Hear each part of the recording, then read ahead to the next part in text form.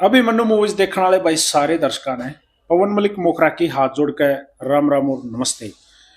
आज अभिमन्यु मूवीज के इस प्लेटफॉर्म पे इस पॉडकास्ट शो में जो मेहमान हैं वो है सुमित सरपंच। मकड़ोली गांव के सरपंच हैं सुमित भाई और रोहतक जिले का गांव है मकड़ोली। सुमित भाई राम राम पहले तो। नमस्ते राम राम भाई। और स्वागत है आपका आज अभिमन्यु मूवीज में। बहुत बहुत धन्यवाद। और आपके जितने भी साथी दर्शक हमारे आपके साथ जुड़े हैं जी उनको भी मैं राम राम नमस्कार भेजता हूँ। और आपका जो प्लेटफॉर्म है अभिमन्यु मूवीज जी उसको भी मैं शुभकामनाएं देता हूँ। जी और बस मैं एक बात कहना चाहूंगा। आपने कहा कि वो मकड़ोली गांव से सरपंच है, मैं सरपंच पिछले प्लान में था जी। अभी मकड़ोली में मेरे बाद सरपंच दूसरे भाई हैं जी हम समाज चाहेंगे पूर्व सरपंच हाँ सुमित मकड़ोली। प्रधान जी आज जो विषय है हमने पॉडकास्ट से पहले आपसे कुछ एक वर्ड ही बोले होंगे। डीजीपी साहब ओपी सिंह जी आजकल हरियाणा में नए डीजीपी आए, आते ही एक्शन मोड में दिखाई दिए। सबसे पहले आपके विचार क्या हैं पुराने डीजीपी के ऊपर और नए डीजीपी के ऊपर सर? पवन जी ऐसा है, देखो पुराने डीजीपी जो भी रहे जितने भी रहे उनसे ज्यादा टिप्पणी तो मैं इनके ऊपर ही इन्हीं का जिक्र ज्यादा करेंगे। मौके पे भी डीजीपी भी हैं बिल्कुल बिल्कुल और एक्शन भी इन्होंने बिल्कुल लिए हैं। मैं व्यक्तिगत तौर पे भी और सामाजिक दृष्टिकोण से भी अगर बात करोगे तो मैं इनको बहुत ज्यादा लाइक करता हूँ। और इनके जितने भी प्रयास हैं और भगवान से भी दुआ प्रार्थना करता हूँ कि इनके प्रयास जमीनी स्तर पे भी रंग लाए, उनका असर हो। और लंबे टाइम की अगर आप बात करोगे ना तो दूरगामी परिणाम भी इनके जो प्रयास उसके आएंगे। आप चाहते हो कि जो चीजें निकल के आने लग रही हैं सोशल मीडिया या मीडिया के माध्यम से, अखबारों के माध्यम से, जो चीजें हम सुनने लग रहे हैं उन्हें ग्राउंड पे उतारे, आप ये चाहते हो? मैं यही चाहता हूँ। और अगर उनका जिक्र आज के संदर्भ में चल ही पड़ा है और सोशल मीडिया पे जो चर्चाएं आज के दिन होती हैं, सबके हाथ में फोन है, सबके हाथ में इंटरनेट का एक्सेस है, बिल्कुल। तो सब अपना काम भी लागे रहो, हर अपना ओपिनियन भी शेयर करते रहो, हर अपडेट लेते देते रहो कि भाई कौन कहाँ क्या कर रहा है। बिल्कुल। तो हर तरह की मिली जुली चर्चाएं हर प्रकरण पे, हर मसले पे आती है लोगों की। बहुत सारे साथी हमने ऐसे भी देखे जो ये कहते रहे कि वही एक्सीडेंटल डीजीपी है या कार्यवाहक डीजीपी है या वो बोलन का है, बस प्रेस कॉन्फ्रेंस कर दे हुआ है। मैं 2 दिन पहले उनका मैंने कहीं जिक्र कर रखा था तो वहां पे एक प्रतिक्रिया आई, लुकिंग गुड डूइंग नथिंग। मतलब कि भाई सुनने में तो अच्छा लग रहा है, हो कुछ नहीं रहा है, जबकि ऐसा नहीं है। डीजीपी साहब ने आकर के एक माहौल बना दिया है और बार बार जो अलग अलग चिट्ठी अपने विभागों को, अपने ऑफिसरों को जो उन्होंने लिखी हैं, उससे ये भी पता चलता है कि डीजीपी केवल बातों में नहीं बल्कि इंटेलेक्चुअल लेवल भी उनका बहुत बड़ी गहराई से उन्होंने चीजों को ऑब्जर्व और नोटिस किया है। आप ओपी सिंह जी को, डीजीपी साहब को कब से जानते हैं? मैं ईमानदारी से बताऊं तो जब तक वो डीजीपी के पद पे उनको अपॉइंट मतलब हुए हैं या आए इस रूप में, उससे पहले मैं इनके बारे में ज्यादा नहीं जानता जी। अभी जो एक्शन आपने देखे, खासतौर पर मैं एक्शनों का जिक्र करूं, जैसे हमारे रोहतक जिले के कानी गांव में एक मर्डर हुआ लड़की का ऑनर किलिंग हुआ। उनके भाई ने घर पे घुस के उनको मारा था। देखिए पहले तो उस पे क्या कहोगे? नहीं, उसमें आप पुलिस की भूमिका की बात कर रहे हो क्या सामाजिक संदर्भ में? मैं सामाजिक बात कर रहा हूँ। सामाजिक संदर्भ में ऐसा है पवन जी कि 3.5-4 साल हो गए थे उनको शादी करे हुए। परिवार ने विरोध और आपत्ति भी दर्ज करवाई, उसके बावजूद उन्होंने शादी कर ली। देखो शादी कर ली वैसे तो गलत है, सामाजिक तौर पे स्वीकार्य नहीं है, फिर भी अगर कोई शादी कर लेता है तो मैं इस बात का भी पक्षधर बिल्कुल भी नहीं हूं कि उनका मर्डर कर दिया जाए, हमें बचना चाहिए। लेकिन एक नैतिक जिम्मेवारी उनकी भी बने है कि जिन्होंने शादी करी है कि चलो ठीक है भाई, हमारे समाज में ये परंपरा नहीं है तुम उस परंपरा को तोड़ के और ये गलत ट्रैक पे जाने लग रहे हो, तो कम से कम इतनी आड़ इतना और लापरवाही तो रख लो कि गांव में तो मत रहो। और वो गांव से बाहर चले भी गए थे। ये सबसे बड़ी गलती उनकी रही कि तुम गांव से बाहर चले गए थे, दोबारा से गांव में वापसी क्यों करी? जब दोबारा से गांव में वापसी करके गांव की लड़की गांव ही में शादी हो रखी और वहीं गांव की रहती गांव है, में बहू बन कर तो माहौल बहुत ज्यादा पेचीदा और अजीबो गरीब हो जाता है जी। और कोई भी परिवार उसको शायद नहीं सहन कर पाए। ऐसे अनेक केस इससे पहले हमने देखे हैं कि जब परिवार की पार नहीं बसाई ना और वे तो मान नहीं रहे, तो परिवार ही गांव छोड़ के चला गया। अक्सर ऐसा हुआ है। अक्सर ऐसा हो गया बिल्कुल है। बिल्कुल। इस केस में क्या हुआ कि इस केस में उन्होंने परिवार ने अपने आप तो गांव छोड़ा को ना, और जैसे अखबारों में देखे और उसकी मां के इंटरव्यू हमने देखे हैं, वो लड़की ने जिसके साथ शादी कर रखी थी वो टोंटबाजी गांव के गांव में होया करती। जैसे अपने गांव देहात में और हमारे समाज में तो पीढ़ियां देने की परंपरा है। बिल्कुल, छोरा हो जाए, बेटी का लड़का हो जाए, हाँ, तो अब भाई वहां जाकर वे ससुराल में जाकर उसके पीढ़ियां देगा। वे बेली दे पहुंचाओगे। हाँ, वो बेली पूछाऊंगे। हाँ, और वे उसका पीढ़ियां पहुंचाओगे। बिल्कुल जी। तो जब सोसाइटी में गांव देहात में सब आपस में उठते बैठते हैं तो चर्चाएं चलती है, तकरार चलती हैं, आगे पीछे लोग कानाफूसी करते हैं।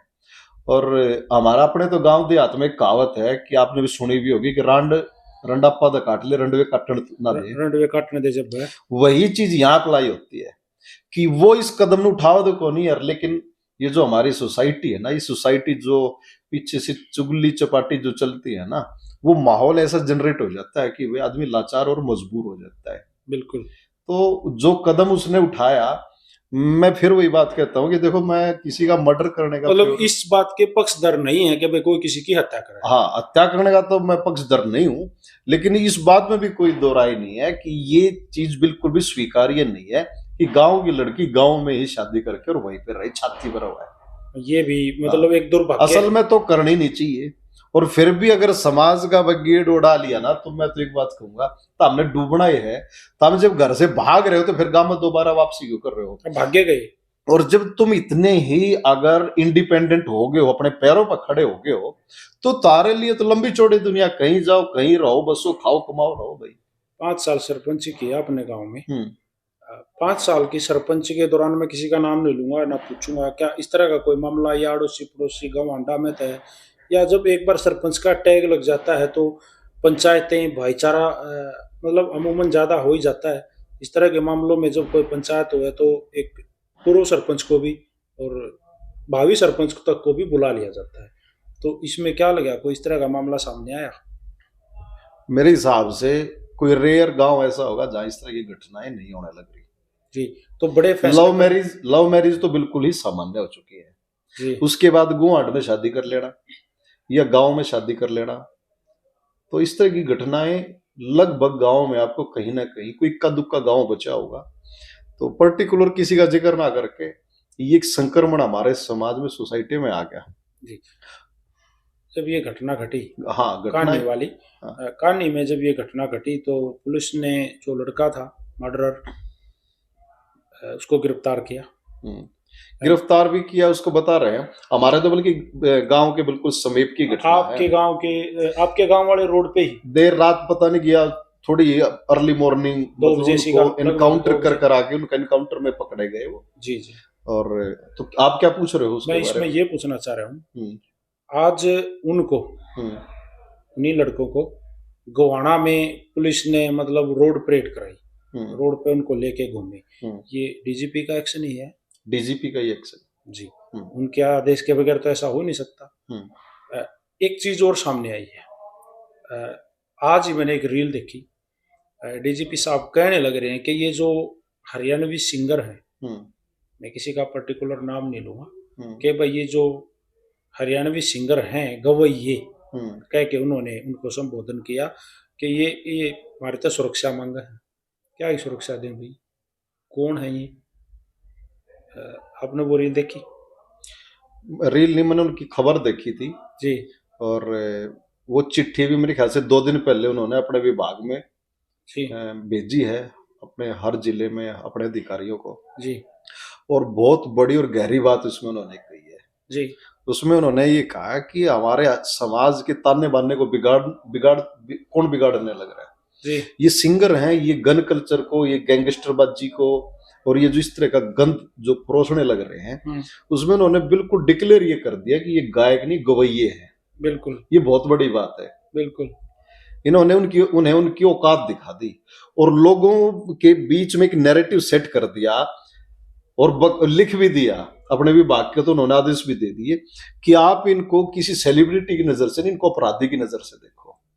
और आपने जो एक बीच में बात की कि मैं किसी पर्टिकुलर का नाम नहीं लूंगा, मैं लूंगा भाई नाम जी और नाम लेने में भी क्या है, आप हरियाणा में तो खासकर ना अखाड़ बाढ़ लग जाओ शुरू से लेके आखिर तक, कोई इक्का दुक्का तो आप छोड़ दो जो पाक साफ होगा। वे गिने चुने हैं उंगलियां पे, उंगलियां जिन आप गिन सको 1 2 3 4 सोचना पड़ेगा 5वें तक पहुंचने में। इन मेरे ख्याल सही गाया, इन ने सही गा रखा होगा, नहीं तो हरेक ने उद्मस ठा रखा है। कोई सेंस नहीं है, कोई सिविक सेंस नहीं, कोई कॉमन सेंस नहीं, कोई एटिकेट्स नहीं, सारे के सारे छपरी वाहियात और फुकरे।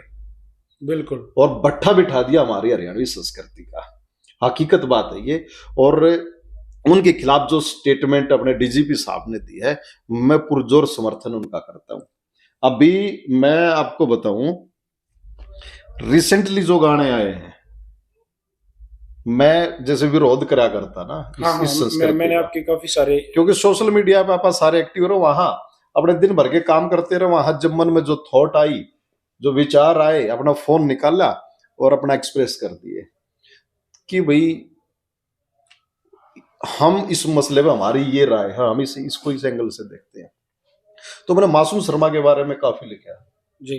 तो मासूम शर्मा का सपोर्ट और डिफेंस करने वाले ब्राह्मण समाज से बहुत, खासकर युवा चेहरे आए जी। उन्होंने मेरे बारे में एक ये गढ़ दिया कि भाई तो ब्राह्मण होने की वजह से इसका विरोध कर रहा है जी। जबकि इसमें जातिवाद की कोई भूमिका नहीं है जी। मासूम शर्मा के गाने जब डीजे में बजते हैं तो चाहे जट्टा की शादी हो, जट्टा के परिवार में शादी हो, चाहे वह नाइया के परिवार में शादी हो, चाहे वह राजपूता के में हो, चाहे पंडित जी के में हो, चाहे पंडित जी के में हो, और सबके बच्चे जो गुनगुनाते हैं ना, वो हर बिरादरी का बच्चा उसको गुनगुनाता है। फिर अकेले मासूम का जिक्र नहीं है, मैं तो केडी की भी कहता हूँ, मैं तो अन्नू काद्याण की भी कहता हूँ, मैं तो सपना का भी जिक्र करता हूँ। एक आजकल जो अपना चल रहा है ढांडा नोली वाला, सब ने नाश कर रखा है। तो जाति का इसमें कोई मैटर नहीं है। ढांडा नोली वाला का गाना मैं सुनने लग रहा था, उसमें सजा हमारे को हुई 20 साली, मारी और मारी गाड़ी पे धरी धुनाली, डब्बी ले रहे हम काली अफीम की डब्बी को तो इन्होंने ऐसा मान रखा है कि जो तो दुकान में मिलने वाला पाउडर की और बहुत ही गजब की चीज है भाई, जो इसको खाओगा, जो इसने चाटेगा, वो तो स्वर्ग में रहेगा। इसको मर्दा की बुट्टी, मर्दों की बुट्टी, मर्दा की काली नागनी, काली नागनी। एक लड़का है अपना सिंगर बिंटू पापड़ा, बहुत अच्छा गाने उसने स्टार्टिंग में गाए, आपने भी सुने होंगे उसकी गाए और गाने। जी जी, काफी अच्छे। बिंटू पावड़ा और केपी गुंडू के जो हरियाणवी यहाँ दब्या नहीं करते। हाँ। मैं 2 दिन पहले देखने लग रहा था, उसका आग लग गई, उसने ही एक गाना गाया है। अच्छा। उसका भी गाना इस अफीम घंटे तो शुरू हुआ है। मतलब ये साबित करना चाहते हैं कि जब तक आप अफीम खाओगे नहीं तो आप कुछ भी नहीं हो समाज में। उसको तो इन्होंने अपना मर्दों का टॉनिक मान लिया जी। और देखा जाओ तो आप एक बार सोच के देखियो कि अपने हरियाणा के गांव देहात में सुल्फे का तो हमने सुना था पहले। हाँ।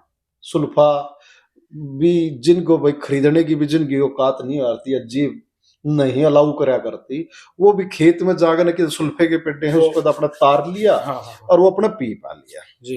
चलो भाई, लेकिन अब ये अफीम को भी इन्होंने धीरे धीरे अफीम को प्लांट करा जाने लग रहा है इस तरीके से, जैसे ये भाई किसी से पैसे ले रहे हैं, भाई हम जमाओगे इस चीज में, हम हैं भाई। हाँ, ये तो ये मैं तो ये मानना कि ये चीजें प्लांट करने लग रहे हैं ना सोसाइटी में, ये बड़ी घातक होने वाली है। सारा हरियाणा तो नशे की जद में चला गया। चांदी वाली डिब्बी में केले रहा से तू छोरे, हाँ, जो काला तार कोलसा तू खाए जाओ। डांडा नोली वाला का एक और गाना है जी, वो कुछ इसी तरह है, वो भरा डिब्बी अफीम, मतलब भरी डिब्बी काली, कुछ इस टाइप से का।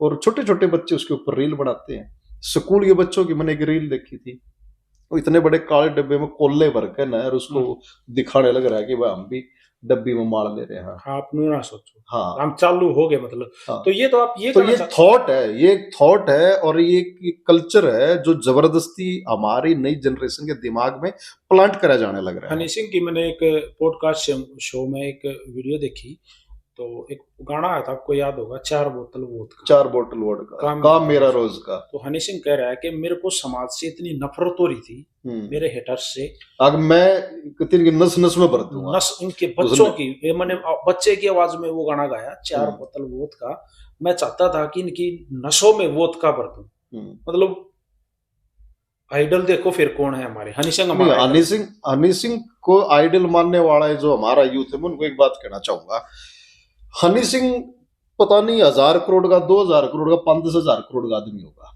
जी।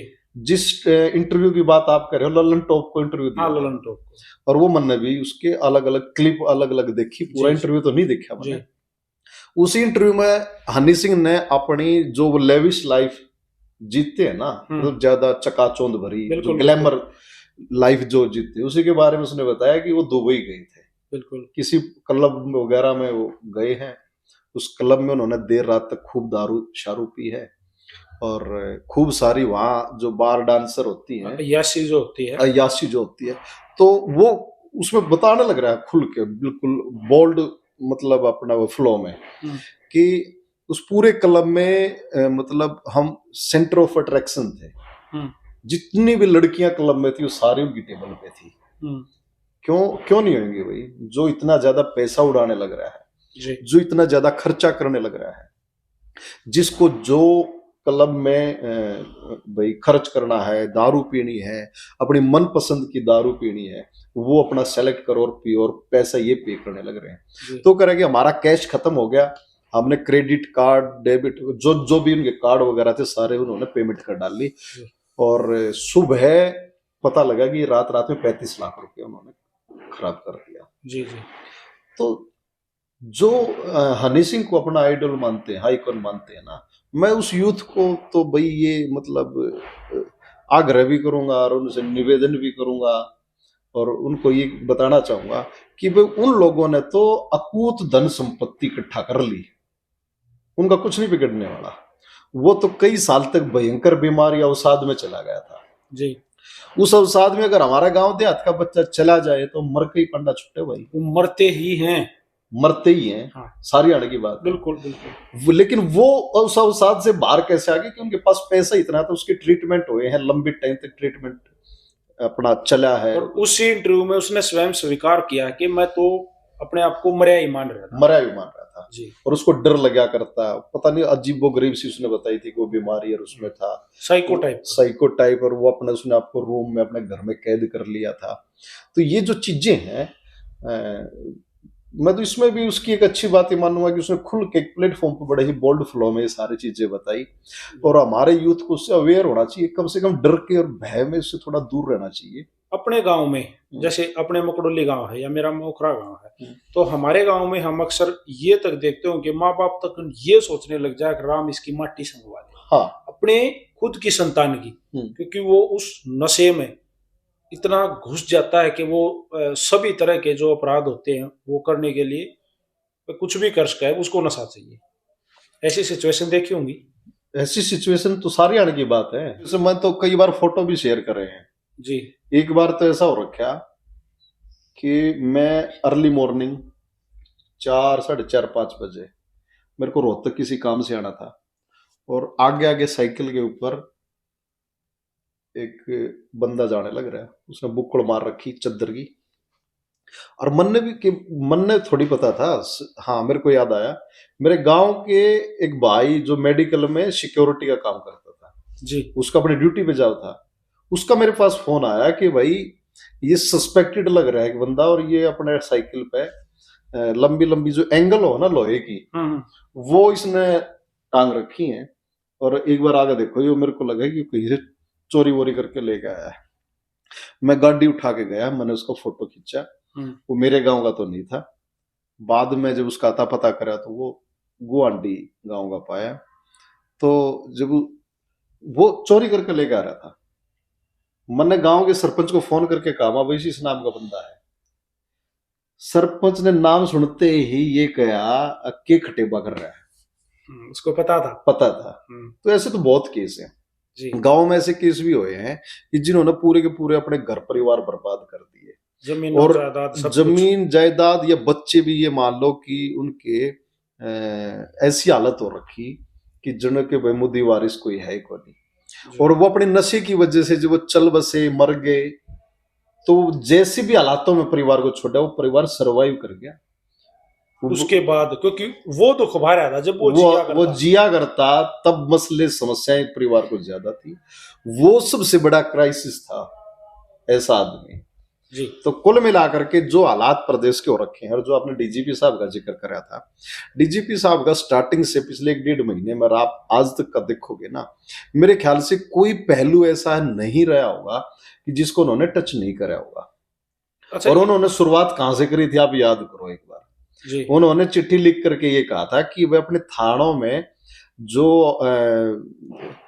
आते हैं ना दुखी होकर के लोग, उनकी सुनवाई करो। हाँ, वो थारे से उम्मीद लेकर के आते हैं और वो इसको न्याय का मंदिर समझते हैं। थारे से उनको ये उम्मीद होती है कि तारे साथ अगर कहीं कुछ गलत होने लग रहा है तो यहाँ थारी सुनवाई होगी, रे तारे को न्याय। मतलब उनकी एफआईआर तक नहीं लिखते। हाँ, तो डीजीपी साहब ने उनको ये कहा कि जितने भी ऑफिसर हैं, हर रैंक के ऑफिसर की बात आ गई, एक तो अपनी बड़ी बड़ी कुर्सियां हटाओ और उस कुर्सी से तौलिया हटाओ।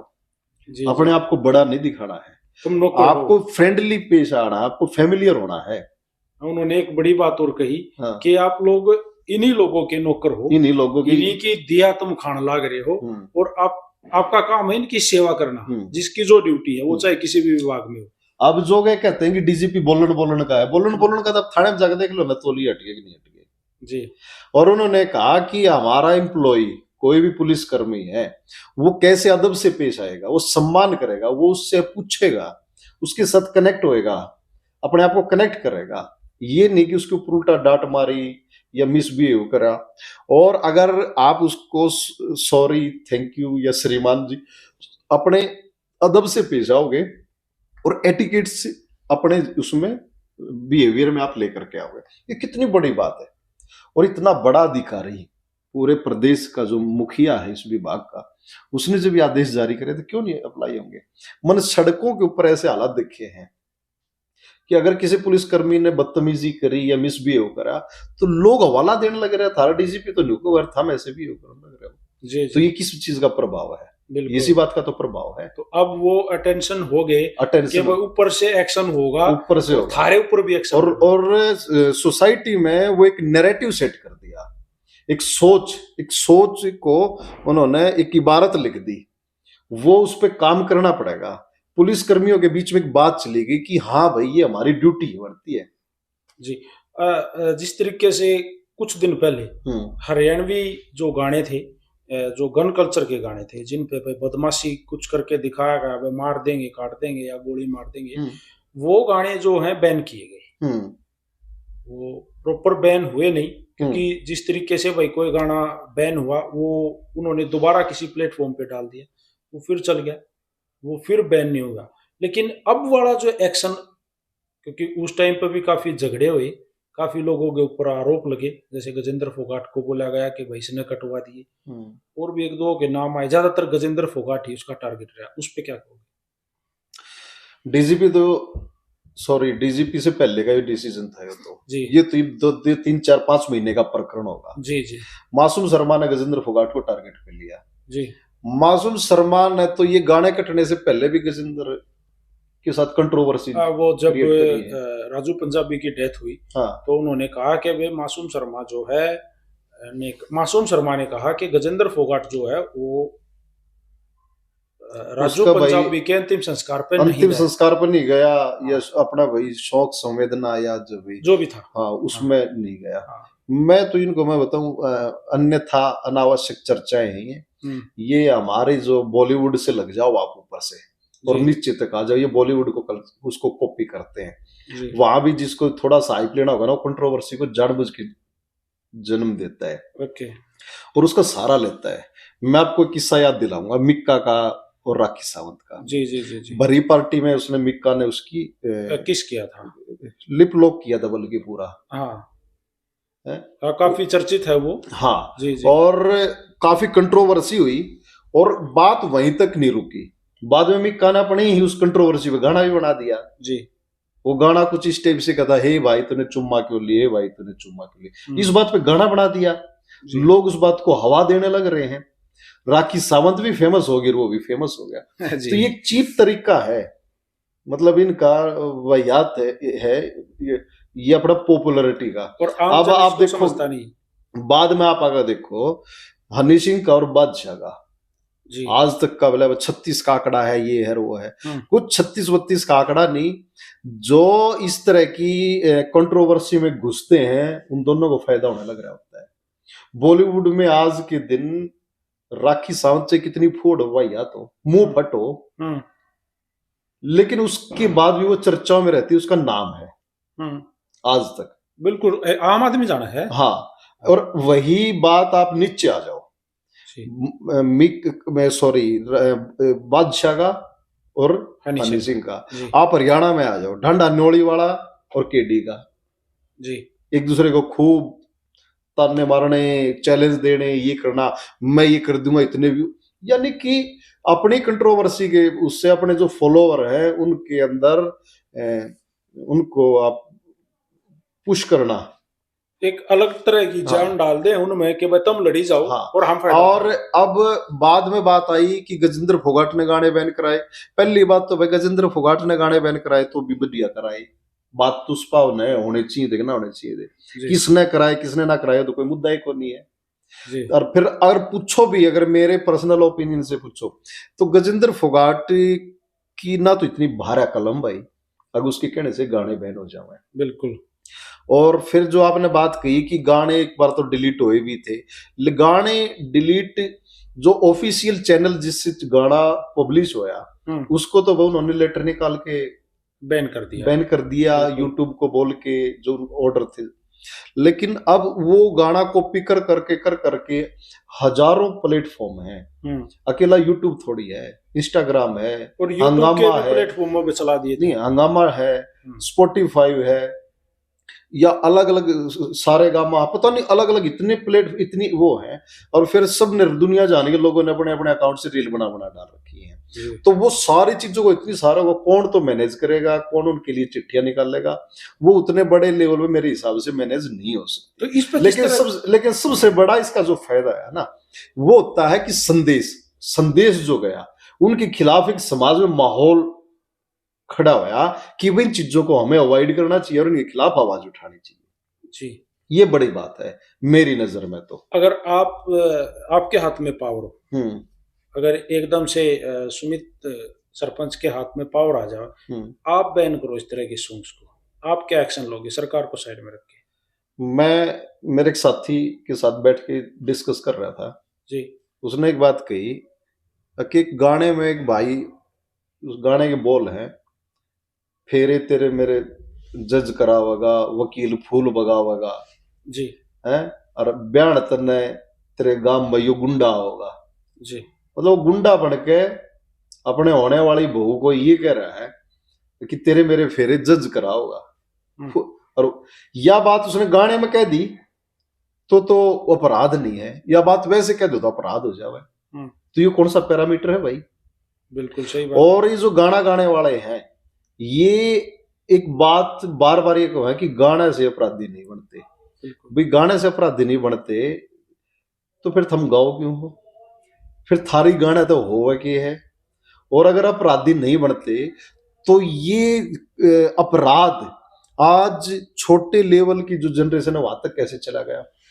जी। मैं आपको पिछले 3-4 महीने की अगर वो बताऊं, कितने स्कूलों में नाबालिग बच्चों ने अपने प्रिंसिपल की हत्या जैसे कर दी। अभी बास गांव में पुठी गांव के वो जो बच्चे थे उन्होंने गांव के संस्कृत का टीचर था कि यहाँ का, उस संस्कृत के टीचर के ऊपर भी उन्होंने जुराना में हाँ जी है ना। और उसके अलावा नंद किशोर नाम था मेरे ख्याल से टीचर का जिनके ऊपर होया। और आज की भी घटना है। तो ये जो चीजें आई है ना नीचे तक, ये कहाँ से आई है? ये बच्चों के ये सोच, तो बड़े स्वैग में रहना, बड़े हवा में रहना, जमीन पे तो पैर है ही नहीं आजकल के बच्चों के। तो ये कहाँ से प्लांट होकर के आई है? ये वहीं से प्लांट होकर आई है। अब जो एक्शन हुआ है, हम्म जो अब ओपी सिंह जी डीजीपी साहब ने जो एक्शन लिया कि भैया गवैये हैं, इनको ज्यादा हाइप मत दो, इनको ब्रांड मत समझो, या इनको ब्रांड एम्बेसडर मत बनाओ, उन्हें सेलिब्रिटी मत बनाओ इनको ज्यादा। वहाँ ये कल ने हमसे भी ये गनमैन मांगे हैं कि भाई पुलिस प्रोटेक्शन दो, और उनके साथ ये रील बनाते हैं। पुलिस से प्रोटेक्शन मांगेंगे, और पुलिस वालों के साथ, उनके हथियारों के साथ। और पुलिस का जो अपना पुलिस कर्मी है, सिक्योरिटी वाला जी, वो सरकारी वेपन लेके उनके साथ जाने लग रहा है जी, और उनका कैमरामैन उसकी रील बना के उसको अपना अकाउंट पे या जगह जगह, जिन्हों तो भाई ये बहुत बड़ी भारी भरकम तोप चीज है। जी, जी, तो है ऐसा, ये बड़ी विसंगतियां समाज में होने लग रही हैं। और कुल मिला के फाइनली बात यही आ जाए। डीजीपी साहब ने बीच में एक बात और भी कही थी, बुलेट वालों के, थार वालों के ऊपर भी कही थी, कतई झूठी बात नहीं है, बिल्कुल हकीकत है, यही होने लग रहा है। थोड़ी थोड़ी उम्र के बालक गाड़ी कटवाले हुए हैं, काले रंग की गाड़ी, पूरे गाड़ी के जो अपना विंडो है उनको ब्लैक कलर रखा हुआ है, ब्लैक फिल्म चढ़ पीछे लिख देंगे, कोई चौधरी लिखवा रहा है, कोई प्रधान लिखवा रहा है, कोई जाट लिखवा रहा है, कोई यादव लिखवा रहा है, कोई गुज्जर लिखवा रहा है, और माफिया, कमाल की बात है, माफिया लिखवा रहे, फाइनेंसर लिखवा रहे हैं। और उन्होंने मतलब कि उनका आप अगर देखो ना, या फिर बुलेट देखो, नंबर प्लेट नहीं है, उस पर जाट लिखवा रखा है। तो ये जो चीजें आई है ना, ये जो फालतू की फुकरापंथी और फालतू का दिखावा और ये जो सारी चीजें आई है, ये इन नमत आई है। पॉलिटिक्स कितना समझते हो, पॉलिटिक्स कितना देखते हो, रोज पॉलिटिक्स के बारे में कितना विचार करते हो, लोगों से कितनी बातें करते हो आज की पॉलिटिक्स की? आप पूछो ना, आप क्या पूछना चाह रहे हो? मैं पूछना चाह रहा हूँ, एक बयान आया दादा गौतम का, उन्होंने एक बयान दिया कि भाई ये जो सब तक ने सीएम बनया करते, अब बटे वो रोटी खाओ है और कुतिया पाछा जड़ा है। हाँ, कुतिया का पाछा जड़ा है, ये वो आगे भी सीएम दूसरे के ऊपर बन रहे हैं, वो थारा दिन लत गेरी तुम भूल जाओ, हाँ, आगे थारा ऐसा कोई सीएम नहीं आओगा।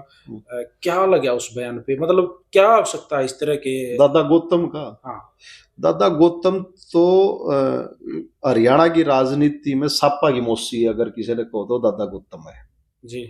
इतनी बड़ी उम्र का आदमी है, और आप उसको स्टार्टिंग से देख लो, वो जो कह रहा है कि वह कुतिया का पाछा जड़ा है, पाछा तो तेरा भी जड़ा था। जब तेरे दुष्यंत को ये कह था खोपर एक ला सारे में एक मिजी मिरा तो पाछा तो उसका भी जड़ा था, किसका कौन जड़ता? चल तेरी उससे की बात, चल अपनी बता। और आज भी उसका बयान आ रहा है ताजा, शायद आप तक बात ना पहुंची हो। उसने कहा कि जो अपना जो छोटे कच्चे कर्मचारी जो लगे हैं, कौन सी स्कीम है अपनी, या कौशल रोजगार वगैरह, या जो इस टाइप सी की, आगे इसमें केवल बीजेपी के वर्कर या इस टाइप सी के लगने चाहिए जी। ये वे आदमी जो बेपंदी के लौटे हैं और राजनीति को इन्होंने अपने वह घर की बपोती बना रखा है, इनका खुद का कोई स्टैंड नहीं होता, जहां इनको मलाई दिखती है वहां ये दौड़ जाते हैं। आज इसको बीजेपी के वर्कर की चिंता होगी, तो 1.5-2 साल पहले कौन सी पार्टी में था, कौन सी पार्टी का विधायक था, बिल्कुल, और उससे पहले कौन सी पार्टी में रहा करता, स्टैंड खुद का नहीं है। आज तो ये कहने लग रहा है कि कौशल रोजगार में या किसी भी नौकरी में बीजेपी के वर्कर लगने चाहिए। आज तो बीजेपी का इतना बड़ा ठेकेदार हो गया। तुम नेता बने हो विधानसभा में, पूरे हरियाणा के नेतृत्व कर रहे हो पूरे हल्के का, और तुम वहां पे पैरवी कर रहा है केवल बीजेपी का वर्कर लगना चाहिए। शर्म तो आती नहीं, वाहियात आदमी है। एक बात बताओ, जो बात ये दुष्यंत को कहा करता अकेला जीवन लग रहा है, इसका हम अकेले जीवना चाह रहे हो, केवल बीजेपी के लगेंगे, और जो इस धरती में सारे बोझ हैं उन्हें ठाकर देश तो बाहर पटक दो। फिर इसमें एक चीज तो फिर क्लियर सी करने लग रहा है दादा गौतम में, ये नो कह रहा है कि भाई जो मतलब जो किसी पद पे आ जाते हैं, जो एमएलए बन जाता है या जो सांसद बन जाए या कोई और अन्य राजनीतिक पोस्ट पब्लिक द्वारा उन्हें मिल जाए, वो जिम बनते ही बने। ये इन्होंने बिल्कुल स्वीकार कर लिया है, इन्होंने बिल्कुल इस बात को डिक्लेयर कर दिया कि भाई हम तो कतली टोटली अपने स्वार्थ के लिए लग रहे हैं, अपना घर भरने के लिए लग रहे हैं, मलाई चाटन खातर बन रहे हैं। एक पर्सनल क्वेश्चन है, आप जाट कौम से बिलोंग करते हो, जिस तरीके से माहौल बन रहा है कि भाई जाट वर्सेस बीजेपी, ऐसा है एक्चुअल में? भाई मैं बताऊं, देखो प्रचार तो कर दो कुछ भी, हम्म। प्रचार करके तो किम में कर लो, जी वो नैरेटिव सेट कर दिया जाओ है, जी लेकिन मैं तो डिक्लेयर कर सकूं हूं जी। कि ऐसा कुछ नहीं है। आप किस पार्टी से, मतलब मैं पूछूंगा नहीं आप किस पार्टी को वोट कर रहे हो, क्योंकि वोट तो पर्सनल अपनी एक मैं स्थायी तौर पे किसी एक पार्टी को वोट नहीं करता कभी भी। जी, समय देख के या स्थायी पार्टी को एक को वोट करना तो गुलाम हो जाना एक पार्टी एक विचारधारा का। जी जी जी जब तक कि कांग्रेस की सरकार रही और मुख्यमंत्री भूपेंद्र हुड्डा रहे, हमने कांग्रेस की वोट गिरी है को नहीं। जी। आप भी कहोगे, आम मानस आम आदमी कोई भी नहीं कह देगा जो थोड़ा से भी कैलकुलेशन करने वाला वाला बौड़े हैं, जिसकी सरकार उसकी तो वोट ना गिरे उसके तो खिलाफ खड़े रहे हैं। बीजेपी की सरकार रही, हमने बीजेपी की वोट नहीं गिरी, ये हमने भूपेंद्र गिर दीपेंद्र की वोट गिरी। जी। जब जब इनकी सरकार नहीं है और जब इनको जरूरत थी, हम मौके के हिसाब से देखो ना और विचारधारा के हिसाब से देखो ना, राजनीति को कौन किस ट्रैक पे लेके जाना चाह रहा है और कौन अपना क्या उल्लू सिद्ध करना चाह रहा है। जिस जाट की आप बात कर रहे हो ना, मैं रोहतक जर्जर सोनी में तो जाटों का गढ़ है। रोहतक के मैं आपको 10 चेहरे ऐसे बता दूंगा, कद्दावर जाट जो राजनेता हैं, सारे के सारे बीजेपी के नेताओं के यहाँ पे हाजिरी भर रहे हैं। जी जी। और ओपन और डिक्लेयर भाजपा ही है वे। तो मतलब ये तो एक और सुनो, तो फिर वो जाट कौन सा जाट है जो बीजेपी के खिलाफ है, वोट ये डालने लग रहे। और जो ये कहता है कि ब्राह्मण तो भाई बीजेपी के फेवर में ही है, मैं इस बात को भी नहीं मानता। मैं आपको हमारे जो मीडिया हाउस है उनमें चले जाओ आप, अब हिसार शर्मा जैसे पत्रकार है, क्या बीजेपी की खिलाफत नहीं करते? बिल्कुल बिल्कुल। आप साहित्य वाली उसमें विधा में आ जाओ, कवि हैं डॉक्टर सुरेंद्र शर्मा जी, क्या वो तो कभी गुणगान नहीं करते भाजपा? वो बोलते भी खुल के हैं, खुल के बोलते हैं। जी। मैंने उनका रोहतक यूनिवर्सिटी में एक प्रोग्राम देखा था, भाजपा के सारे नेता तड़ा बैठे थे, जी वो धज्जियां उड़ाता है सत्ता की। जी। किसान आंदोलन का फेवर किया उन्होंने। आप डॉक्टर उनको देवेंद्र शर्मा को देखो, कृषि एक्सपर्ट है, उन्होंने पूरे किसान आंदोलन में इस सरकार के खिलाफ अपना, जैसे दुनिया जहान के लोग हैं जो ब्राह्मणों में भी हैं, जो इस सरकार की जो वो है नीतियां, जो खराब नीतियां उसको खुल के बगावत करते हैं। और जाट भी ऐसे हैं जो इनके यहाँ पानी भरते रहो भाई जी। तो आपका कहने का मतलब ये है कि ये एक नैरेटिव सेट कर दिया जाता है, लोग उसको डोबते रहे हैं। जी। आम जन में वैसी कोई बात है नहीं, नहीं, पार्टी किसी की ये एक पार्टी इस बात का फायदा उठाने के लिए करती है। पहले राजकुमार सैनी को इन्होंने टूल बनाया था जी। राजकुमार सैनी के बाद आजकल इनकी वो राज्यसभा सांसद है, वो अपने जंगड़ा साहब, क्या नाम उनका, रामचंद्र जांगड़ा। हाँ, हमारे में अब वो 2016 के जो जाट आरक्षण का जो प्रकरण जो दौर था, जो जिसकी भाई अब याद भी थोड़ी धूमिल सी हो गई थी, लोग उसको भूल चुके थे। ये उसको कुरेद के एक तरफ तो दादा गौतम छोड़ दिया, रे को रामचंद्र जांगड़ा हर रोज बकवासबाजी करते रहे हैं, जाटों को टारगेट पे फिजूल की बातें करते रहे हैं।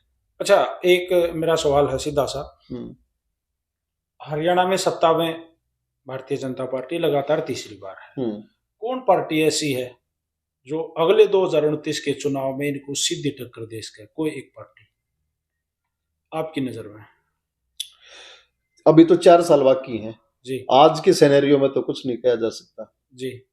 लेकिन कांग्रेस ने तो कांग्रेस ने तो हराए रखे थे ये जी। टक्कर आगे की तो छोड़ो, आप ईब की बात कर ला, हराए रखे थे। लेकिन आपस की फूट की वजह से अकी भाई दूसरे के सूतना आ जाए, या सारा का सारा खीर जितनी घर में बड़ी सारी मैं अकेला खाऊं, चौधर सारी मेरे पास हो, पूरी पावर तेरे हाथ में हो, ये जो चीजें थी ना, महत्वाकांक्षा, अति महत्वाकांक्षा कहूंगा मैं तो, बल्कि उसने ठोकर मार दी। नहीं तो कांग्रेस को तो हर वर्ग हराना चाह रहा था, हर वर्ग इसके खिलाफ था, सॉरी बीजेपी को हराना चाह रहे थे सारे। हाँ। लेकिन खुद और आगे भी इनसे लोग, जब आप माइक्रो लेवल पे जाके चीजों को आप एनालाइज करोगे, लोगों से आप फीडबैक लोगे ना, लोग तो आगे भी इनको हराना चाहेंगे। और अब कोई भाई वही बात है कि कटाया पा जा, और किसी ने समेटना ना हो तो इसमें क्या करा जा सके। अच्छा, जैसे सीएम का जिक्र करा जाओ भाई, ये एक बात फैल रही है कि भाई जाट जो है चाहते हैं कि भाई हरियाणा में जाट सीएम हो। अ, ये कितना सही है कि भाई जाट ही सीएम हो? मान ले भाई खट्टर साहब सीएम बने तो जाटों को क्या प्रॉब्लम हुई, या सैनी साहब सीएम बने तो जाटों को क्या प्रॉब्लम हुई, या बीजेपी भी किसी जाट को सीएम बना देती तो इनको कोई प्रॉब्लम ये नहीं? सारा का सारा नैरेटिव का खेल है। मैं जाट हूं, मैं रोहतक में हूं, मैं 5 साल सरपंच भी रहा, बीजेपी के कार्यकाल के दौरान ही रहा ना। मन ने तो आज तक कुछ ऐसा महसूस नहीं हो लिया भैया जाटा का कोई नुकसान करते हो और कुछ करते हो या कुछ इस टाइप की बात हो, या ये नैरेटिव जो गढ़े जा रहे हैं कोई जाट सीएम बन जाएगा तो मेरा क्या भला हो जाएगा भाई, और ये मेरा क्या नुकसान कर देंगे। मैंने कोई एक बार पता है जो जुबानी तो कुछ भी कहते रहो, एक बार कागज पेन लेके के बैठ के मेरे को एक बार काउंटिंग करके तो बता देना ऊपर से नीचे तक, ये पॉइंट अंडरलाइन करके तो बता दो जी। ये सिर्फ सत्ता हथियाने के लोगों के दिमाग में एक दूसरे के प्रति जहर बन गए, वोट हथियाने के, ये एक किस्म का गेम है। हाँ गेम है ये। हाँ, एक आदमी एक जाति का एक आदमी सीएम बन गया, उस कास्ट का उससे क्या बेनिफिट होगा? तो पूरे अब नायब सैनी है जी, नायब सैनी, तो सैनी समाज में जो निचला तबका है, जो गरीब तबका है, जो साग सब्जी पैदा करके एक किसान गांव गांव जाके सब्जी बेचने लग रहा है, वो अपलिफ्ट हो जाएगा क्या? उसका जो लाइफ 1% भी फर्क नहीं पड़ा। या ऊपर हमारे मोदी जी प्रधानमंत्री बने बैठे, कुछ एक लोग फायदा उठा लेते होंगे जो नजदीकी होंगे, या जो वे कुछ लोग भी कौन होते हैं? वे कुछ लोग भी कास्ट और जाति या गोत का कुछ नहीं फंडा इसमें। वे कुछ लोग जो फायदा उठाने वाले हैं ना, वे म्यूचुअल हैं। वे भूपेंद्र हुड्डा की सरकार आ जाए तो भी फायदा उन्हें उठाना था। जैसे ऊपर आप चले जाओ, अंबानी का परिवार था, कांग्रेस थी तब भी अंबानी था, ये है तब भी अंबानी था। अंबानी ने उनके गुण गा दिए थे, भी आगे इनके गुण गा देगा जी। ये मोदी के गुण गा देंगे वे? मोदी की जगह पे अगर राहुल शपथ ले रहा था तो अंबानी ने जब भी आना था जी। वो उसबड़ हो जाए, मतलब शपथ ग्रहण समारोह में उन्होंने जब भी आना था। ये आगे तो आगे देख लेना, आगे भी देख लेना, जितने भी मीडिया हाउस हैं ये सारे पलटी मार जाओगे। ये सरकार के साथ चलने वाली चीजें होती हैं। इनको क्या करना है? इनको तो भाई ऊपर से पता, अपने मीडिया हाउस इनको न्यूज चैनल चलाने के लिए बड़े बड़े मोटी मोटी फीस लेते हैं, एड शेड लेते हैं, 100 200 200 500 करोड़ के गेम होते हैं इनके भाई जी। और ये तो चीजें पहले आपने भी देखी होंगी। जी न्यूज का जो सुधीर चौधरी जेल में भी रह के आया जी, और रह के क्यों आया? उसने नवीन जिंदल से 100 करोड़ रुपए मांगे थे। मांगे कैसे थे? एड के बहाने कि आप अपनी कंपनी के एडवर्टाइजमेंट हमारे को दो। तो नवीन जिंदल स्मार्ट था, अपने ऑफिस में बैठा वीडियो बना ली सारी की सारी उसकी जी जी। तो सारा गेम जो है ना, सब पैसा कमाने का खेल है। सत्ता क्या है? सत्ता को टूल बना दिया पैसा कमाने का। जो वहां पे बैठेगा उसको पैसा खिलाओ और आप पैसा खाओ। अभी मैं 2 दिन पहले की बात है, मैं सोनीपत में गया। सोनीपत का मैं एक बहुत बड़ी इसको ये कहूंगा कि त्रासदी कहूंगा मैं। आप रोहतक से सोनीपत जाओ, 4 लेन नहीं है, सिंगल हाईवे है, बिल्कुल 2 लेन का है खरखोदा तक। लेकिन आप सोनीपत से जब रोहतक से सोनीपत जाते हो ना, आपको टोल देना पड़ रहा है, और टोल उस हाईवे का देना पड़ रहा है जिसका आप इस्तेमाल ही नहीं कर रहे। अब तक बाईपास भी नहीं है। आपका एक हाईवे, आपका एक 4 लेन इन्होंने झज्जर सापला खरखोदा होते हुए ये अपना यूपी में लेके चले गए जी। इन्होंने वो अपना हाईवे रोहतक झज्जर सोनीपत रोड के ऊपर एक बार उतारा और वापस चढ़ाकर वहां टोल लगा दिया। इसमें रोहतक के आदमी का क्या फायदा भाई? रोहतक का आदमी सोनीपत जाओ टोल क्यों देवे? और उसका काम ही क्या है? उसका काम क्या है? इस रोड का उसका क्या है? जी जी। खरखोदा से अगर सोनीपत बंदा जावा टोल देने लग रहा है, किस टोल? कौन सा टोल? उसके ऊपर किलोमीटर कितना चल रहा है? वो 2 किलोमीटर भी कौन चल रहा है? टोल देके जाने लग रहा है जी। लेकिन विद सोनीपत की तो मैं खासकर कहता हूं कि वहां के जो विधायक हैं, वहां के सांसद हैं, संसद में बैठे रहो, मक्खी मारते रहो, ऊँगते रहो, अपने सरकारी सुविधा पेंशन का फायदा उठाने लग रहे हैं। आवाज को नहीं उठावे, आवाज उठा दी तो उनने के दिखती को नहीं जी। मन ने तक कई मारे थारे अड़ कोई बोलनिया को नहीं यार, सारे मुर्दा मरे पड़े हो कती निवला वो बोल कौन? मैं जो विधायक अगर सांसद बोलते क्या को नहीं निवला, इनको पैसा जाता होगा, बिल्कुल जाता होगा। जो कंपनी है वह कंपनी उनको पैसा देती होगी जी। विधायक सांसद सब नहीं सोचे यार हम थोड़े दिन खातर बढ़ रहे हो, अपना घर भर ले, उन्हें दे रहा है क्यों टोला लड़े। हाँ, तो हमारे देश में तो पता है भाई, जो सत्ता है सत्ता को टूल बना रखा है अपने घर भरने का। अभी एक शो, पॉडकास्ट शो में एक वीडियो वायरल हुआ, 2 दिन से ही चल रहा है मार्केट में, कि एक आईपीएस सामने आओ है। आप धर्मेंद्र कुमारी भाई के उसके जी, एक आईपीएस सामने आओ है। हाँ। और खुल के बैठ के ये कहे कि भाई मेरे 39 जूत मारे थे, 39 जूत मारे थे चौटाला वो भी पूछ रहे कि फिर कितना दर्द होया। हाँ। तो उस पे क्या कहोगे? देखो, ये आप भी पत्रकार हो, आप और आपा भी टॉक करने लग रहे हैं जी। पत्रकार कुछ भी पूछो जी, ये उसकी पत्रकारिता का हिस्सा है, पार्ट है जी। वो तो कुरेदेगा जी, कोई भी वो कुरेदेगा, पूछेगा, देखेगा जी।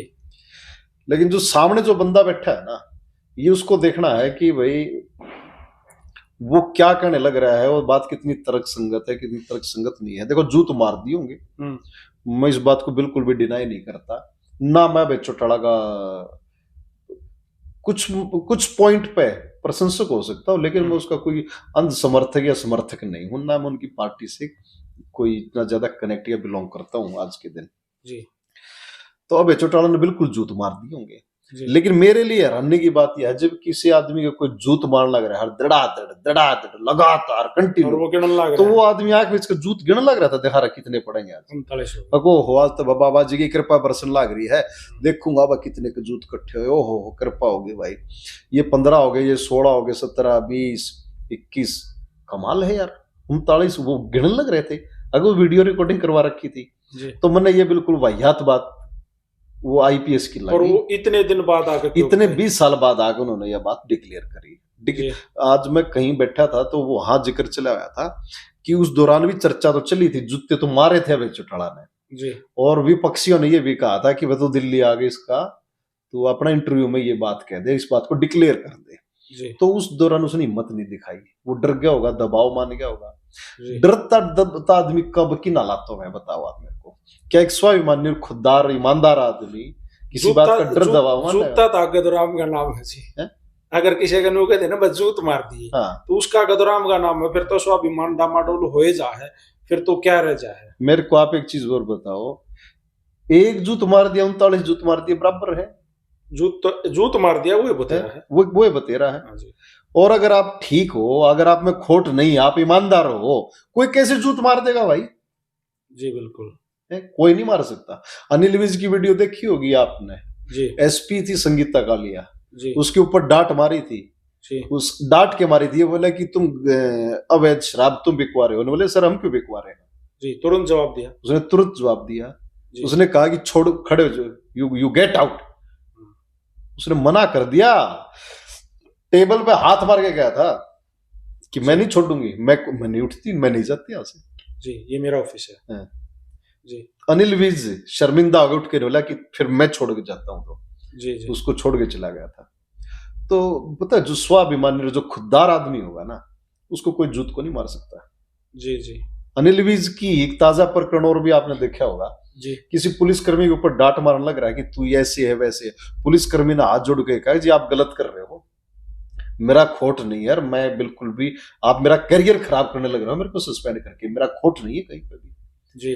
हाथ जोड़ गए, उम्र में बड़ा था पुलिसकर्मी, और उसने अनिल विज को वहां पे आपत्ति दर्ज करवा दी भरी सभा में जी, अगर आप गलत करने लग रहे हो। तो जो आदमी खुददार होता है, जो आदमी स्वाभिमानी होता है, जो आदमी ईमानदार होता है, उसका भाई नहीं कोई जूत मार सकता। और जब कोई जूत मार देगा ना ऐसे आदमी का, तो भाई चे तो वो हीरो घर चे वो हीरो एक कर होगा फिर धरती में। देखिए फिर तो स्वाभिमान वाली तो मुझे लड़ाई हो जाए फिर। हाँ, तो फिर तो बच्चे सीएम हो चे पीएम हो जी। आज इस तरह की जो चीजें सामने आने लग रही, मान लो भाई 20 साल पहले कुछ होया होगा, भाई आपने सुना भाई कुछ एक चीज घटी होंगी, कुछ तो आया होगा। नहीं बिल्कुल, उस टाइम पे देखो बहुत सारी चीजें ऐसी थी कि जो चीजें बाहुबल भी चला करता, और भाई जो सत्ता की धमक में रहा करते, अहंकार में रहा करते, इस बात में कोई दो राय नहीं है। इस तरह से जिस तरीके से अब अभय सिंह चौटाला रोहतक आए, अपने दादा चौधरी ताऊ देवलाल की जयंती मनाई, लोगों को कुछ ऐसा लगने लगा था कि शायद अब इनके दिन वापस आएंगे, और कुछ एक दौर इन्होंने बढ़ाया भी जब, और दोबारा माहौल से, बढ़ाया, हाँ, माहौल बढ़ाया। दोबारा से इनके जो बयानबाजी है, जिस तरीके से उलझुल कुछ भी कह देते हैं, पत्रकारों को धमका दे देते हैं, या फिर जैसे अब ये सामने आया, क्या लग रहा है? देखो, वैसे तो पवन जी ऐसा है, आपा तो बहुत छोटे आदमी हैं जी इतने बड़े आदमी आपा नहीं है कि हमारी आवाज दूर दूर तक जाओगी। जी लेकिन मेरी एक व्यक्तिगत राय यह है कि अभय चौटाला को बोलने चलने में, बिहेव करने में अपने उसको थोड़ा सुधारना पड़ेगा। जी एक अभय चौटाला में लोग पोटेंशियल देखते हैं, जी और वो पोटेंशियल वो इस रूप में देखते हैं कि अभय जो डिसीजन लेते हैं वो अपना पाक साफ दिल से लेते हैं। लेकिन तो आपका है ना, जो थोड़ा बोलने में आपकी सभ्यता, विनम्रता झलकनी चाहिए। जी और आप किसी के साथ भी, कोई पत्रकार आपसे सवाल पूछ रहा है, आपके पास जवाब होना चाहिए।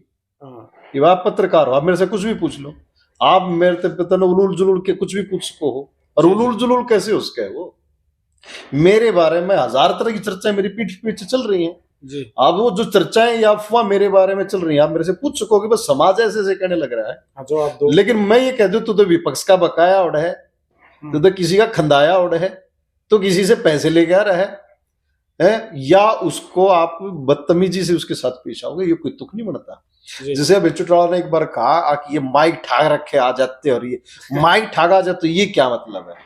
आप जिस देश का, प्रदेश का नेतृत्व करना चाहते हो, वहां एक छोटा सा बच्चा भी आपसे कोई सवाल पूछ सके, जी, इसका मतलब ये नहीं कि आप किसी को ऐसी और वो एक छोटा सा बच्चा ही है, 18-19 साल का, जो उस दिन था, हाँ शिवम शर्मा, हाँ सागवान गांव का लड़का है शिवम हाँ। शर्मा। वो एक अपना खुद का यूट्यूब प्लेटफॉर्म, एक सोशल मीडिया हैंडल चलाता है, जिसने वो क्वेश्चन उस दिन अभय सिंह जी से किया था कि सर, आपने वाई पूर्ण कुमार जी के बारे में एक बयान, कुछ आप बात बोली, इतना ही उन्होंने सुना था कि तू चुप। उस वो जो बयान अभय चौटाला का जिस दौरान आया था, जी इस बात में कोई दो राय नहीं है। अभय चौटाला को पूरा नहीं पता था मामला क्या है। हाँ जी जी बिल्कुल। ताजा ताजा उनको क्या, पूरे प्रदेश में किसी को भी नहीं पता था।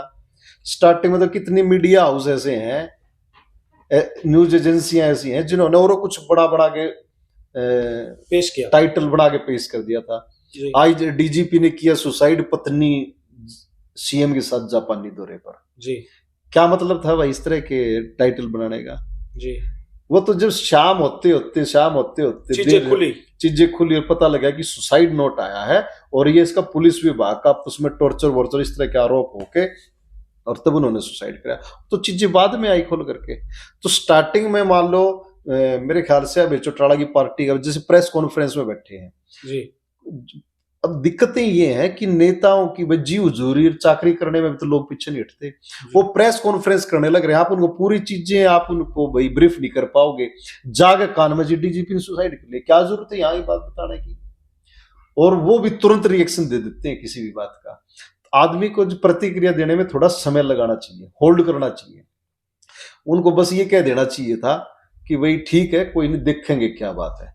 उन्होंने उसके ऊपर तुरंत प्रतिक्रिया दे दी, लेकिन इससे ये नहीं, इसको इस बात से नहीं जोड़ा जा सकता कि उनकी मंशा कुछ और थी। फिर उस पत्रकार ने पूछा अभय चौटाला से, और अभय चौटाला ने उसको अड़का दिया, धमका दिया। ये तरीका भी गलत है। मैं फिर यही बात कहता हूँ, खासकर इनेलो के जो भी वर्कर, जो भी नेता, और अभय चौटाला के जो परिवार के जो बंधु मित्र, सखा, यारे प्यारे या शुभ चिंतक हैं, कि भाई अभय चौटाला को एक मजबूत कद्दावर नेता के रूप में हरियाणा की जनता देखती है, और उनके अंदर एक पोटेंशियल उनको लगता है कि है, उम्मीद के रूप में। मतलब एक ऐसा नेता जो स्टैंड ले ले, जो उनका भाई पक्ष मजबूती के साथ रख सके, जो उनके लिए अड़ के खड़ा हो जाए। लेकिन अभय चौटाला को अपने व्यवहार में थोड़ी सी और विनम्रता लेकर के आनी पड़ेगी जी। और बहुत जल्द प्रतिक्रिया देने से बचना होगा जी। प्रधान जी, जैसे हर एक ताने बाने पे हमने लगभग बातें की हैं आज, और मैं चाहूंगा 1 वीक बाद हम एक और इस तरह के पॉडकास्ट में आमने सामने हों, कुछ और सामाजिक मुद्दों पे लगभग वीकली हम बात करते रहें। कुछ हम ये नहीं कहेंगे हम सब कुछ हैं, लेकिन एक बूंद व चिड़िया भर के लाई थी ना चोच में भरी, जंगल में आग लाग रही थी, उसने आग मैं वो बूंद जितनी भी उसकी भाई जो, हाँ, उसने कहा कि जितने मेरी कैपेसिटी है, जितनी मेरी अक्षमता है, उतना तो मन ने अपना रोल प्ले करा। जी और कल को जब इतिहास लिखा जाएगा कि वो जंगल में आग लगी थी, जी तो मेरा नाम आग बुझाने वालों में होगा, आग लगाने वालों में नहीं जी होगा। तो बहुत बढ़िया बात आपने ये कही है। और आप 1 वीक की कह रहे हो, बिल्कुल हम आपस में बातचीत टॉक करते रहेंगे सामाजिक मुद्दों पे। जी। लोग कुछ भी कहते रहें, हम आप अपना ओपिनियन शेयर कर सका। हम 1 to 1 बात तो करें इसका, हाँ, अपने 1 to 1 बात करें। उसको तो कोई रोक नहीं सकता। हाँ, और भाई हमें कोई भाई किसी भाई को अगर हमारे देखने वाले साथियों को ही लगे कोई आपत्ति हो, हाँ, तो आप पर्सनली या मैसेज करके किसी भी तरह से अपने भाई कमेंट बॉक्स खाली पड़ा है, लिख दो भाई इसमें। आप इस पे लिख के लेकिन इंटेंशन आपकी साफ होनी चाहिए। आप और आलोचना करो पाक साफ मन से, अच्छे वर्डों के साथ। हाँ, ये हमें सभ्यता मर्यादा का पालन करना चाहिए। लेकिन पता है क्या है, अब हमारे समाज में ये मतलब स्तर है ना, बहुत गिरता जाने लग रहा है। हम भाषाई चयन में ना बहुत पिछड़ते जाने लोगों लगे। में क्षमता नहीं रह रही कि भाई हम सुने भी। हाँ, जो जो माइंड सेट उन्होंने अपना बना रखा है ना, जी। उसके खिलाफ बोलते हैं तो उनको भाई नो मालूम तेल के छिट्टे हाँ मारते जनो हैं। भाई बजड़ेंगे। हाँ, जी तो इस तरह की जो चीजें हैं, इससे हमें बचना चाहिए। जी और दिखाना चाहिए कि हाँ भाई, हम भी पढ़े लिखे सभ्य समाज के आदमी हैं, और हम हर मुद्दे पे, चलो मेरा नजरिया क्या हो सकता है, आपका नजरिया कुछ और हो सकता है, जी आप अपना नजरिया शेयर कर दो, मैंने अपना नजरिया शेयर कर दिया। जी हम आपको पढ़ लेंगे, आप हमारे को पढ़ लो। कुछ चीजें आप हमारे से सीख लो, कुछ हम आपसे सीख लेवांगे। हमारा मकसद क्या होना चाहिए? मकसद ये होना चाहिए कि हम अपनी सोसाइटी को और बेहतर बनाएं। जी। और सामाजिक जो बुराइयां हैं, हम सिर्फ उनके ऊपर ही ज्यादातर चर्चा करने लग रहे हैं। बहनों तो है नहीं, आपने धोरे थे कि मैं बना दिया, ये अपनी पर्सनल को बात इसमें कर भी ली। एक और भी बात है, हमारा स्वार्थ क्या है। जी मनुष्य एक सामाजिक प्राणी है। जी जब तक समाज में बिगाड़ है ना, तो हम उससे बचे हुए नहीं है। जी जी अगर आपके पड़ोस में साफ सफाई से नहीं रह रहे, अगर उन आपके पड़ोस में डेंगू का मच्छर पैदा होया है, आप यूं खुश हो कि भाई हम तो साफ सफाई से रहे, यार तू तो साफ सफाई से रह रहा, पड़ोसी तो नहीं रह रहा, जी वहां का डेंगू का मच्छर या आपका आपका विकाट अगर आप डेंगू। जी जी। आप डेंगू फैलाने लग रहे हो, और वो मच्छर नाम देख के, जात देख के या धर्म देख के ना लड़े, या वो ठीक। नूना देखे यो नेता है, वो नूना देखे यो आम आदमी है। हाँ, ना वो जात देखे ना वो और कुछ हाँ देखे। वो लड़ेगा। तो कहने का मतलब ये है कि जब समाज में अगर बुराई फैलने लग रही है, पड़ोसी अगर ठीक नहीं है, पड़ोसी का स्तर अगर अपग्रेड अपने आप को नहीं करने लग रहा, तो उसका भी नुकसान, उसका खामियाजा आपको भी भुगतना पड़ सकता है। तो अकेले अपनी अपनी तरक्की पे, अपनी अपनी प्रोग्रेस पे फोकस मत करो, इस समाज को भी साथ लेकर के चलो।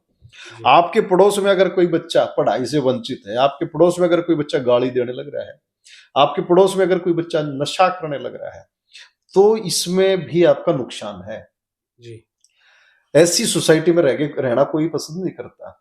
आप अपने किसी अच्छे मित्र से मिलने चले जाओ जो एलिट क्लास लोगों के बीच रहता हो, तो वो ये खूबी गिनवाएगा कि भाई यहाँ ना तो कोई नशा करता, ना यहाँ कोई फुकरापंथी करता, ना यहाँ आउटसाइडर गेड़ी मारते, यहाँ पार्क में आप आधी रात को भी टहल सको हो। वो ये क्या खूबियां बताने लग रहा है, वो अपनी सोसाइटी की खूबियां बताने लग रहा है कि यहाँ कैसे अच्छे लोग रहते हैं। जी। तो जब आप उन चीजों को, सोसाइटी, अच्छी सोसाइटी को भी आप अंडरलाइन करते हो, तो आप जहां रह रहे हो अपनी सोसाइटी को भी अपलिफ्ट करो। आप और जहाँ की बुराइयां हो, बुराइयां भी बताओ भाई, ये उन गलत बुराइयों हो को रहा है, ये बताओ। गलत हाड़ है। बुराई की चर्चा का जिक्र है कि भाई बात करने से क्या होता है। जी बात करने से मैं तो एक बात कहा करूं कि आप बोलो, बोलो मतलब टिप्पणी करो, बुराई है उसके खिलाफ बोलो। जरूरी नहीं आप समाज के बीच में बोलो, समाज में अगर कुछ गलत हो रहा है तो आप घर में अपने परिवार के बीच में बोलो। परिवार के बीच में नहीं बोल रहे, आप अकेले कमरे में खुद अकेले बैठे हो तो भी बोलो। अब ये उस बुरा बोले होने का भी, उस बोले हुए का भी फायदा है, वो भी अपना काम करेगा, उससे भी आपको मजबूती मिलेगी। आप अपने को ये लगेगा कि हाँ, मैं अपने विचार पे, अपनी सोच पे मजबूती के साथ खड़ा हूं, और मैं इस पक्ष के साथ खड़ा हूं। जी। तो ये थे भाई, मैं अपनी बात को सुधारूंगा। हम्म। पूर्व सरपंच गांव मकड़ोली भाई सुमित मकड़ोली, और सुमित जियो ने आज इस पॉडकास्ट में बैठ के अपने विचार रखे, दिल की बात बोली बिल्कुल। और हमने भी बिल्कुल पाक साफ होकर एक एक बात पूछी थी, भाई साहब ने बिल्कुल बेबाकी से जवाब दिया है। लगातार इस तरह के मतलब नए नए कंटेंट हम आप लोगों के सामने लेके आते रहेंगे। और सुमित भाई, इस रात में भी इतनी लेट तक आप हमारे साथ बैठे रहे। मैं तो एक सुझाव आपको और भी दूंगा। जी हर गांव में जी बड़े एक्सपर्ट हमारे बुजुर्ग, बिल्कुल बड़ा अच्छा करने वाले, कोई वैद्य है, किसी ने भैंसिया का बहुत ज्ञान है, किसी ने खेती का बहुत ज्ञान है, बिल्कुल बिल्कुल कोई बाण बाटन में एक्सपर्ट है, कोई खाट भरण में एक्सपर्ट है, या उनको अलग अलग अपने उसकी नॉलेज है। बिल्कुल तो जो इस तरह के जो लोग हैं उनको भी आप यहाँ से संदेश दिया करो और उनको जाके उनके साथ कनेक्ट हो और दुनिया जान से रूबरू करवाओ। जी मैं कोशिश करूंगा आपकी इस अच्छी सलाह के ऊपर जल्दी ही हम्म, काम करूंगा, उसको ग्राउंड पे लेके आऊंगा हम्म, और कोशिश करूंगा क्योंकि वो भी एक किस्म से हमारे लिए हीरे हैं, हाँ, क्योंकि उनके पास जो हुनर ऐसे दबा ऐसे पड़ा है, बहुत छुपे हुए चेहरे हैं जो हमारे समाज में बहुत बेहतरी का काम कर रहे हैं, उनके पास जो लेकिन वो इस स्क्रीन से, इस कैमरे से, इस माइक से थोड़ा दूर हैं, हाँ, या इस तक उनकी पहुंच नहीं है।